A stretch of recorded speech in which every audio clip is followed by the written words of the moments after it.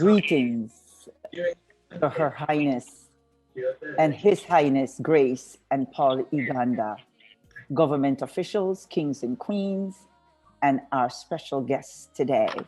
I want to thank all of you. Such a blessing to be here among my brothers and sisters.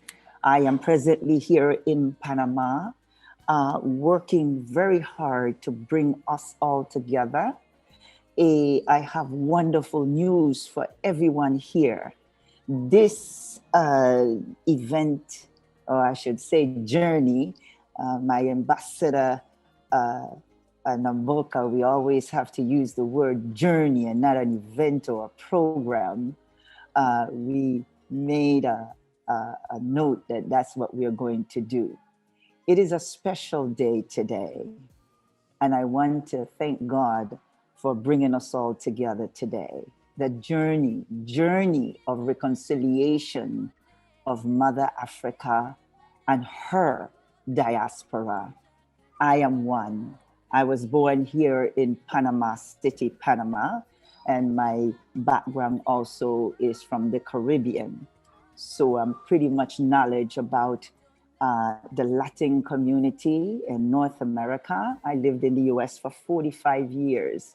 So I'm well-rounded, thank God. I know I'm beginning to learn a lot from my African brothers and sisters, and that goes to King Iganda and Grace Iganda and Irenyo have taught me a lot. I want to begin by saying that the government of Panama have accepted my presentation for the kings and queens to come to Panama for reconciliation with our brothers and sisters here.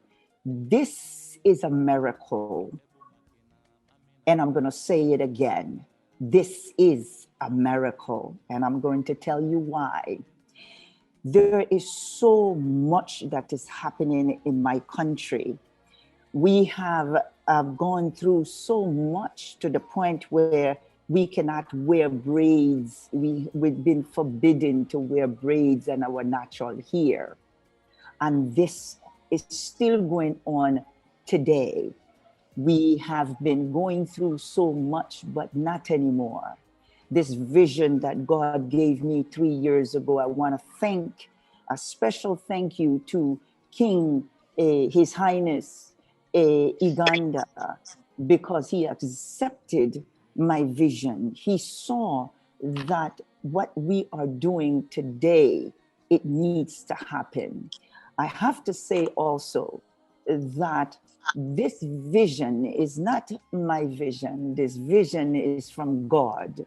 And this vision is going to happen just by the government telling me. I met with 12 ministers and all 12 ministers agreed, and it will be presented to the president next week in order for us to move on. One of the things also I want to talk about, and I want to be real with everyone, and we have to realize something. Not everyone from Latin America or the Caribbean, or I should say the Americas, can come back to Africa. But one of the things is that we are all the same people. And we have to begin now to acknowledge that.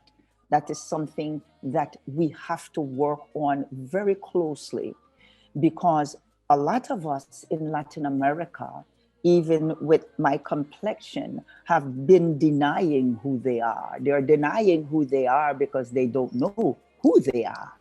So we have to now begin to teach one another. I begin to teach you of what has happened during slavery, and I want you to teach us what has happened in Africa. We have been separated. We have been in bondage for so long. I met a banker yesterday, close to being the head of the bank, and he said something to me that touched me. He said, why is it that our people don't believe in themselves. They don't have no value in themselves. And I responded to him. I said, because you have oppressed us for so long, we forgot who we are. But no longer would that happen when you oppressed a whole continent and the world, all of us in the world. Of course, you're not going to have any value. When you tell me I can't wear my hair naturally, when you tell me I can't walk in a bank because I have braids in my hair, what do you expect? But now that our kings are coming to Panama and queens are coming to Panama, there's going to be a big change. And that change is this. The change that not only you are coming to us to atone, but also you don't realize that you are also going to build something great within you, because Africa cannot rise. It cannot rise without your children. So you have to come to us and we to you in order to build something that the world don't want us to build. We have to connect, not only in dancing, not only in the very things that we do on a daily basis, but we have to begin the business once we begin to start healing. Healing is the key. We don't know who we are, because if we did, we would already be together. Once we know who we are, then we will embrace African Americans, Latinos in America, in the Americas. We all think that we're different. We all think that we don't know one another. But let me tell you something. All the things that we have been talking about, I've heard my brothers and sisters in Nigeria, and this is the experience I'm telling you. And please don't criticize me, but me from another, coming from Latin America, this is what I hear. We are Nigerians, and we are more powerful from the rest of the continent. We are more knowledgeable. We are wiser. No, we can't do that anymore. We have to change the mindset. You were taught to say those things. We cannot say those things anymore. We in Latin America don't know that kings and queens exist. In North America, we don't know that you exist. But guess what? We are going to make history. And this vision that God gave me, and the blessing that His Highness listened and said yes. The blessing that Panama is saying yes, even though of the racism. You understand? It cannot be anyone but God. So what I want to say today also is that this is going to be worldwide.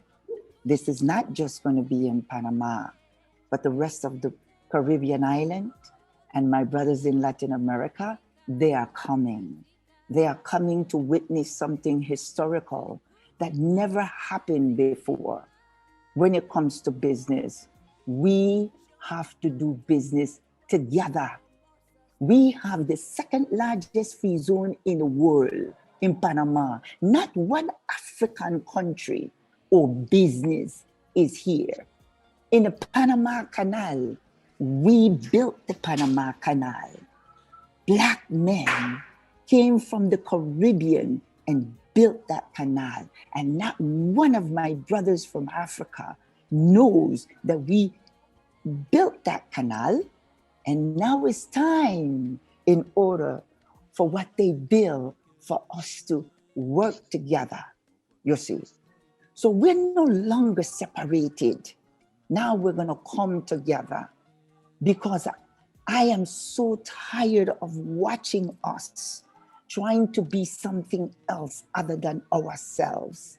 Now is the time to be ourselves. Now is the time to feel good of our brothers and sisters that are being successful and not criticize each other. The African Union, I beg you, from the 6th Region Global Chamber of Commerce, we are here present. I built that platform. You know why? I built it for you. For you now to come to our region and begin business. It is a platform for you. It is a bridge in order for you to come now. Because we're so afraid so many times to think of the language. Let's not think about the language. Let's think that we are here waiting for you. And in closing, I want to say, all of you that are present here today, let's stay in communication. Let's begin to build. Let's begin to love one another and build one another. You see, God didn't create us to be beggars. He created us to be builders and creators. Thank you very much.